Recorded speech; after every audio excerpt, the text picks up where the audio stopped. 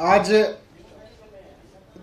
जो देश में Bharatiya Janata party operation lotus का गंदा खेल खेल रही है, उसका एक बहुत महत्वपूर्ण मामला सामने आया है।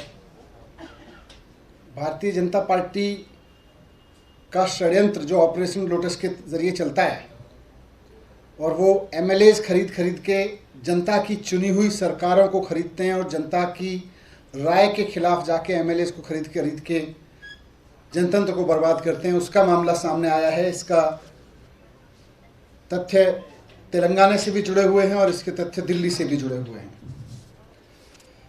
27 अक्टूबर को आप सब जानते हैं, मीडिया में रिपोर्ट हुआ, आप लोगों ने भी रिपोर्ट, आप में से कुछ लोगों ने रिपोर्ट किया, सबने तो नहीं किया। 27 अक्टूबर को साइबराबाद में एक रेड होती है और वहाँ पर भारतीय जनता पार्टी के एमएलए खरीदने वाले ऑपरेशन लोटस के 3 दलाल रंगे हाथों पकड़े जाते हैं। 100 करोड़ रुपए के साथ पकड़े जाते हैं। उन दलालों के ये फोटोग्राफ हैं, मैं आपको दिखाता हूँ। ये तीनों लोग जो इस फोटो में हैं, ये तीनों दलाल भारतीय जनता पार्टी के ऑपरेशन लोटस चलाते हुए 100 करोड़ रुपए के साथ एमएलए खरीदने के लिए ले गए, 100 करोड़ रुपए के साथ पकड़े गए। ये तीनों दलाल हैं रामचंद्र भारती, सिमैया और नंद कुमार। तो रामचंद्र भारती जी को स्वामी भी कहते हैं क्योंकि इनका नाम आगे आएगा, ये स्वामी हैं। और ये 4 टीआरएस के एमएलएज को 100 करोड़ रुपए देकर खरीदने की कोशिश कर रहे थे, उसका षड्यंत्र कर रहे थे। रंगे हाथों पकड़े गए तेलंगाना के एक फार्म हाउस में। अब ये कौन लोग हैं, जरा इनको देख लीजिए कि इनके संपर्क किस किस तरह के लोगों से हैं। ये देखिए, आगे दिखा दीजिए, इनके 3-4 फोटो यहाँ उपलब्ध हैं, ये हैं। तो ये भारतीय जनता पार्टी के अंदर इनकी कितनी पहुंच है, किस तरह के नेताओं के साथ हैं, ये भी साफ दिख रहा है। तो ये तो 27 अक्टूबर को सामने आया और ये लोग पकड़े गए। फिर 28 अक्टूबर को इनके पूरे ऑडियो सामने आए कि किस तरह से ये लोग, और इनमें विशेषकर रामचंद्र भारती यानी स्वामी जी, टीआरएस के एमएलएज के साथ बात करके उनको पोच करने की और एमएलएज लाने की पूरी साजिश रच रहे थे। किस तरह से ये ऑफर कर रहे थे कि आप और एमएलएज लेके आओ, पैसा भी देंगे, पोस्ट भी देंगे, गाड़ी घोड़ा गाड़ी सिक्योरिटी भी देंगे। सारी बातचीत है, 14 मिनट की बातचीत सामने आई थी 28 तारीख को इनकी।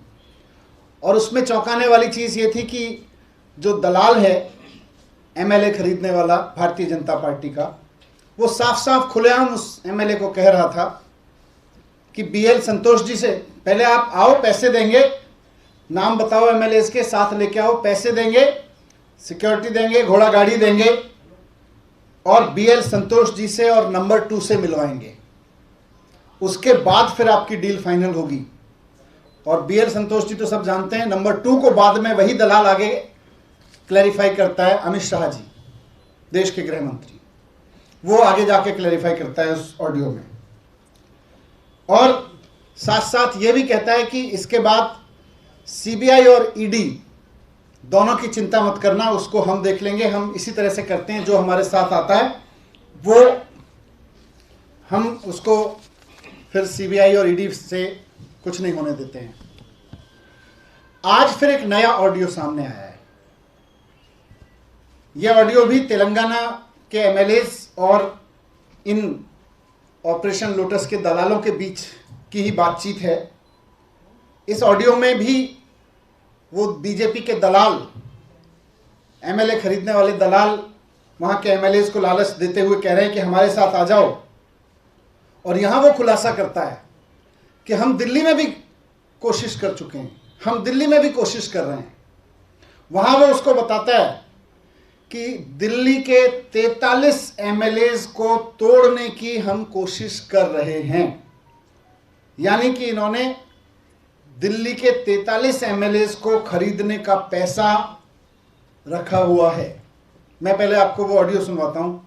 हम थोड़ा सा ऑडियो, छोटा सा ऑडियो 1 मिनट का वो सुन लेते हैं जो आज सामने आया है। Then we will have the complete operation whatever this. So apart from this, we are operating the Delhi also. Okay. We are having 43 numbers there. So that is also on the same route. No, we are operating in Delhi also. So that is more. We have 43 numbers. So they will retain their membership. Okay. Then what we will do? I will be there on 22. And finally, before you coming, take some things. I know what In the morning itself, we had a 1 hour discussion with both the people. Shah and asking about that was underline is okay. Underline is okay for you. Okay. Russell is different 50 line.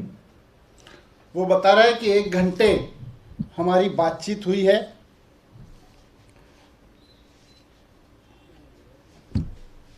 एक घंटे हमारी बातचीत हुई है दोनों लोगों के साथ। आगे उसका रेफरेंस भी दे रहा है कि शाह और BL संतोष जी के साथ, मिस्टर अमित शाह और BL संतोष जी के साथ में। तो बहुत स्पष्ट है। आपको याद होगा थोड़े दिन पहले आम आदमी पार्टी के MLAs ने मिलकर पूरा इसका भांडा फोड़ा था कि किस तरह से उनको बीजेपी के दलाल आके ऑफर दे रहे थे और उनको अरविंद केजरीवाल जी का पार्टी का साथ तोड़ने की कर रहे थे। मेरे साथ भी कोशिश की थी। और सेम वे आज वही दलाल, उसी तरह के दलाल ऑडियो में कह रहे हैं कि we are operating in Delhi also in same way. सवाल यह है कि इन सेम वे मतलब 43 MLA खरीदने के लिए आप वहाँ पे 4 MLA खरीदने के लिए 25-25 करोड़ दे रहे हो। 43 MLA खरीदने के लिए आपने 1075 करोड़ रुपए अरेंज कर रखा है।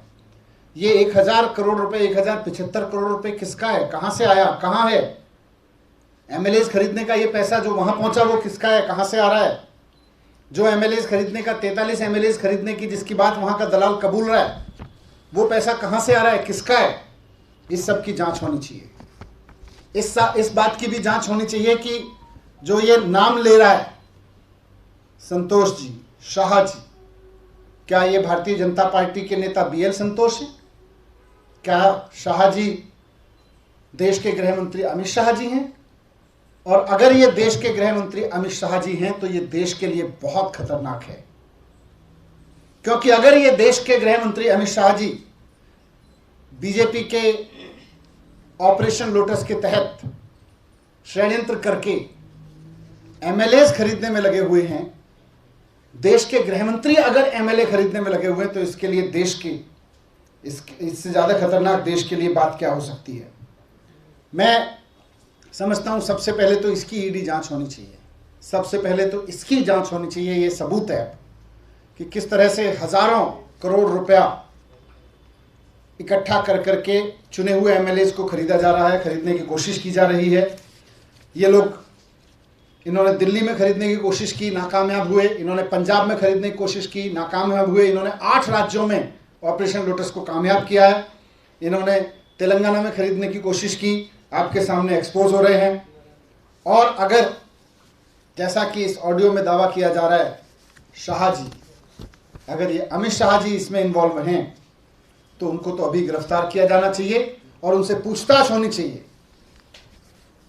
क्योंकि अगर एक MLA खरीदते हुए दलाल पकड़ा जाता है और पुलिस की गिरफ्त में है और उसके ऑडियो में देश के गृह मंत्री का अगर नाम आ रहा है, तो ये देश के लिए, पूरे देश के लिए खतरनाक चीज़ है। पूरे देश की सिक्योरिटी के लिए, पूरे देश के भविष्य के लिए खतरनाक चीज़ है। इसलिए मैं समझता हूँ कि तुरंत अगर ये वही शाह हैं, अमित शाह जी, तो इनको गिरफ्तार होना चाहिए तुरंत और इनसे पूछताछ की जानी चाहिए और इनको गृह मंत्री के पद से हटाया जाना चाहिए। Thank you.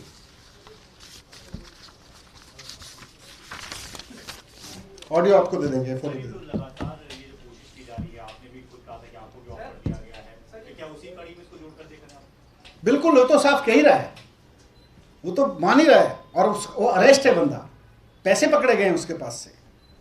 Thank you. Sir, ये कैसे एस्टैब्लिश करेंगे आप लोग कि गृह मंत्री का नाम ले रहे हैं आप लोग तो ये कैसे एस्टैब्लिश होगा कि जो शाह हैं वो गृह मंत्री हैं और अरेस्ट की जो मांग कर रहे हैं वो किस तरह से उसको सब्सटैंशिएट करेंगे? तो अगर ईडी और सीबीआई को थोड़ी सी फुर्सत मिले तो पता चल जाएगा कौन से शाह जी के नंबर है उनके पास में।